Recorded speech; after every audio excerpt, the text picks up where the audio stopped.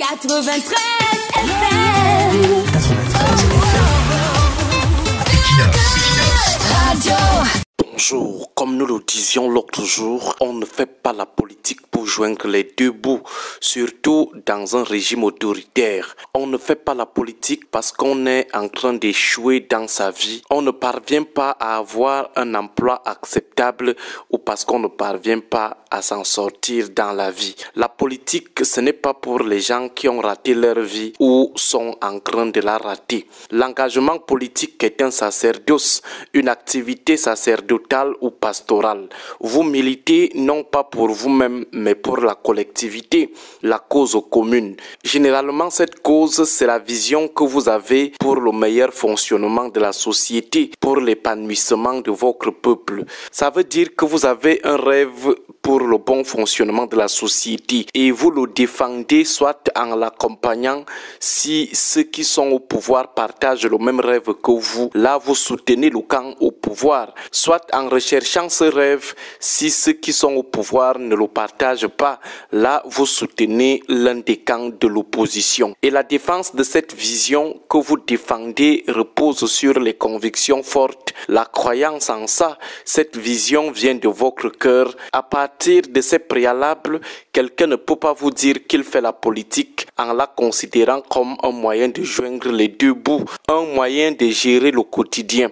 Il peut entrer en politique parce qu'il est lui-même victime des visions qui sont contraires à la sienne, mais cette motivation doit rapidement être transformée en défense de l'intérêt collectif. Sinon, le jour où il ne sera plus victime, c'est fini. Il va abandonner la lutte et retourner même la veste. S'il s'engage en politique parce qu'il veut joindre les deux bouts, le jour où il parviendra à régler ses problèmes de famine, de survie, il ne sera plus avec vous. De même, on ne fait pas la politique pour régler ses comptes personnels. On ne vous recrute pas, on ne vous nomme pas, on ne vous donne pas de l'argent, on ne vous donne pas aussi votre part. On ne fait pas la politique pour ces raisons.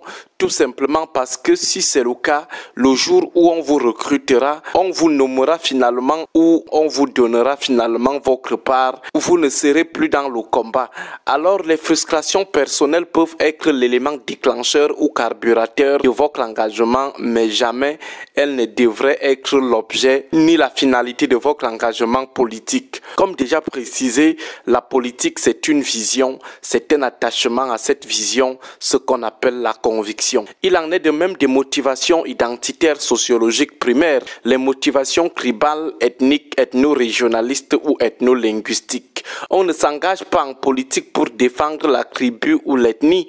Les frustrations liées à votre appartenance à la tribu peuvent être des éléments déclencheurs ou carburateurs de votre militantisme ou activisme, mais jamais elles ne doivent être érigées en objet ou en finalité de votre engagement. Sinon, le jour où ces frustrations seront aplanies, même si les autres tribus, ethnies sont opprimées ou discriminées, vous resterez indifférent.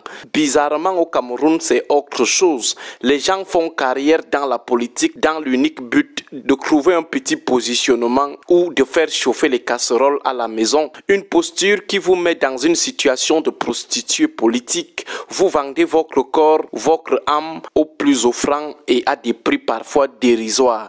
Vous vendez votre dignité et votre honneur pour des petits dépannages. Vous vous battez à exister politiquement parce que ça vous permet d'espérer un petit truc pour préparer la rentrée des enfants. De notre point de vue, il n'y a que des paresseux pour prospérer dans ce type d'économie. Des paresseux parce que malgré l'environnement très morose, il existe quand même au Cameroun des opportunités de gagne-pain plus rentables que la politique. Des opportunités qui vous permettent de ne pas vous souiller toute la vie ou de ne pas vous vendre comme une prostituée.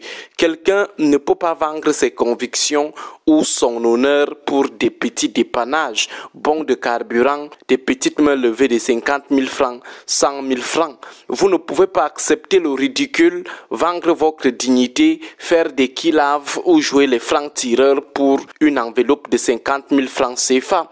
Pourtant, une activité agricole bien solide rapporte plus que ces miettes qu'on achète votre honneur ou votre âme avec. Au Cameroun, il y a des aînés des années 90 qui ne vivent que de la petite débrouillardise politique ou des petits jonglages politiques. Ils tiennent leur survie quotidienne de cette débrouillardise ou de ces petits jonglages. Depuis 1990, ils n'ont pas pu trouver un autre gagne-pain un peu plus digne. Ils n'ont pas pu créer des champs ni monter des petits business qui les mettraient à l'abri de la mendicité politique. Pendant 30 ans, 35 ans, ils n'ont fait aucun effort dans ce sens. C'est vraiment dommage. Bon début de semaine à vous tous. 93 FM.